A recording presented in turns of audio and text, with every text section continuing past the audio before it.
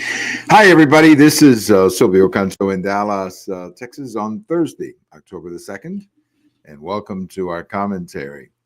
I'll get into the shutdown in a second. This is day number 2 or maybe day number 3 of the shutdown, and I've got a few thoughts to add about that in a minute. But first of all, I want to talk about my post over at the American Thinker today regarding what is very likely to happen the next time we do a census, which is in 2030.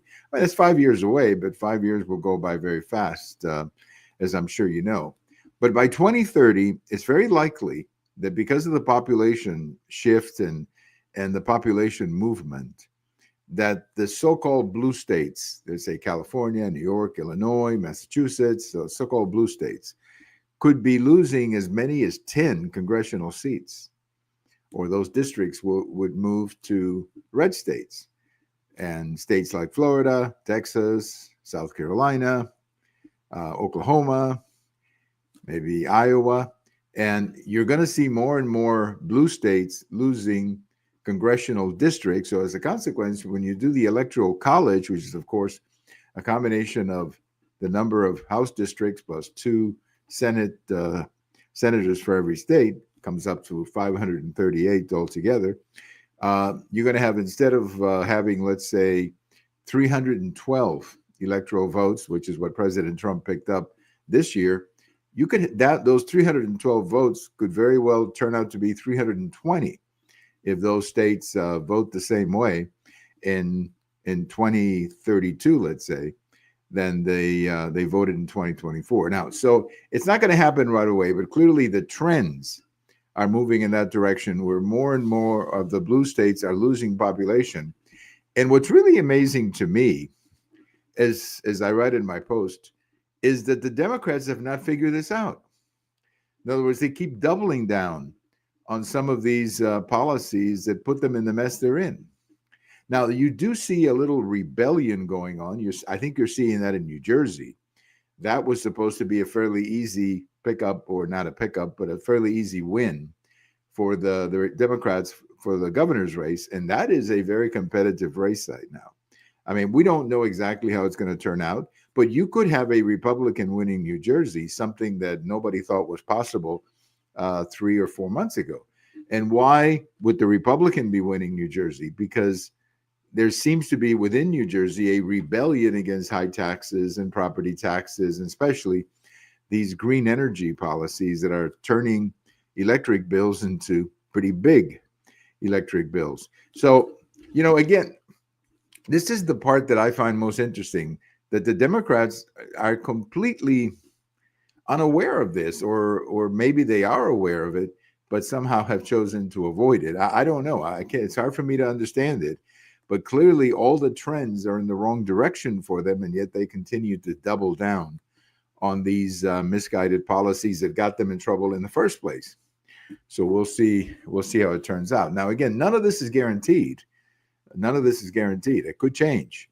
But all the trends right now, all the indications are that when we do the census in 2030, that you could have that kind of a shift. Now, this is, of course, interesting because there's been a lot of conversation about redoing these districts in Texas and Florida. I think Missouri just voted for that as well.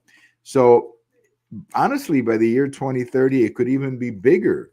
The number of red electoral votes could actually even be bigger than 320. It could be as much as 325, which is going to make it very difficult for Democrats to win the presidency unless they pick up some new seats or new states. Unless they're able to turn around some states, it's going to be difficult for them to win the presidency in 2032. So we'll see how that develops. Now let's talk about the shutdown. This is day, I believe, number 2 or maybe number 3 of the shutdown. I think so far, my guess is that most Americans are, they're not impressed by either party here. I've always felt that these shutdowns are completely unnecessary, that it's hard for me to believe that these people could not negotiate a solution or a budget. Nevertheless, I think the Republican explanation of what's going on is much better than the Democrat explanation. What the Republicans are saying is, look, we want to continue negotiating. We don't want to close the government. The Democrats are saying we want to shut down the government because we, in essence, want to reverse a couple of things that they lost in that so-called beautiful bill that passed a couple of months ago. One of them is the funding of NPR and PBS, and then something else regarding healthcare, specifically sending money to reimburse some hospitals that had to spend some money processing immigrants and all of that after the policies or the borders were opened in 21 and 22. So those are the things that they're trying to change, but it's never going to happen because it's never going to get 60 votes in the Senate. So the Democrats are fighting a losing battle here because what they want is never going to happen. They're never going to replace or eliminate the big, beautiful bill or these provisions that were in the big, beautiful bill. So that's never going to happen. First of all, Trump is never going to sign it, and the Senate doesn't have 60 seats to pass it. So it's going to be, I don't think this shutdown is going well for them. There's also a lot of division within the party because I would assume that some of the local politics is starting to play in. When you have a shutdown like this, you're affecting a lot of businesses. You're affecting a lot of business with the federal government, like passports, for example. If you have to get a passport, you cannot get a passport, or you cannot follow up on a passport. Imagine if you were traveling and you were supposed to pick up your passport today, let's say, at the passport office. Well, it's closed. So these things really bother people, impact people in a very meaningful way.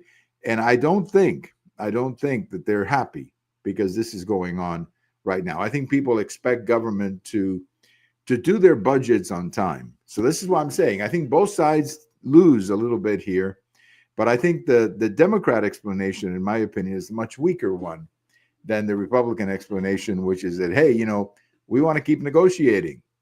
I think most people are going to buy that one better because they're going to say, okay, look, they disagree, but they want to keep negotiating. I think that's a much more sensible explanation of what's going on. So I don't think this is going to end well for the Democrats. This is my feeling.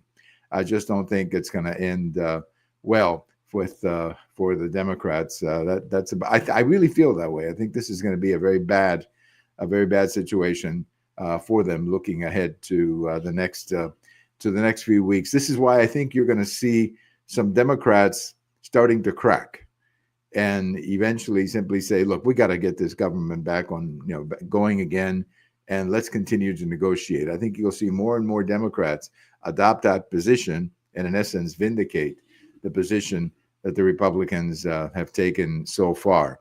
Well, let me say, as we leave you today, let me say happy number 80 to one of my favorite all-time baseball players, Rod Carew, who's 80 years old. Rod Carew was a fantastic baseball player, one of the greatest hitters really in recent Major League history. And recently here, he had some heart issues. He had some real health issues here in the last couple of years, and I'm happy to see that he's recovered well. But back in the 1970s, Rod Carew was like an automatic batting champ in the American League. I think he won like 6 or 7 batting titles in a 10-year period or something like that. He was just an absolutely fabulous hitter. He played with the Minnesota Twins and then finished his career with the Angels.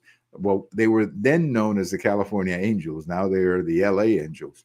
But he was just a great player, just an absolute great player. And one of my all-time favorites, and I had the pleasure to see him play, which is something that I will cherish a great deal. He had this beautiful swing, and he got the bat on the ball most of the time and ended up retiring with a great career batting average. So happy number 80 to Rod Carew. I hope he's doing well, and I'm glad to hear that he recovered well from his heart issues a few years ago. Thank you for listening. This is Silvio Canto in Dallas, and we'll talk to you later.